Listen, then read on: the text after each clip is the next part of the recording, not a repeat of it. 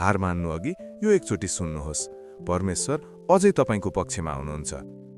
कहिलेकाहीँ जीवन यति भारी हुन्छ कि हामी प्रार्थना गर्न पनि सक्दैनौँ। मुस्कान देखिन्छ तर भित्र आँधी चलिरहेको हुन्छ। तपाईँले सोच्नु भएको होला, परमेश्वर तपाईँ कहाँ हुनुहुन्छ? तर आज उहाँको उत्तर छ यशाया 41:10। नडराऊ, म तिमीसँग छु। निराश नहौ, म तिम्रो परमेश्वर हुँ। म तिमीलाई बल दिनेछु। तपाईँ एक्लो हुनुहुन्न। मौनता भनेको अनुपस्थिति होइन। कहिलेकाहीँ परमेश्वर शान्त रूपमा काम गरिरहनु भएको हुन्छ। यर्मिया 29:11। म तिमीहरूका लागि कल्याणको योजना राखेको छु, आशा र भविष्यको योजना। अहिलेको पीडा तपाईँको सजाय होइन, यो तपाईँको तयारी हो। परमेश्वरले तपाईँलाई तोड्नुहुन्छ, नष्ट गर्न होइन, तर नयाँ आकार दिन हो। क्रुस अन्त्य जस्तो देखिन्थ्यो, तर पुनरुत्थान परमेश्वरको अन्तिम उत्तर थियो।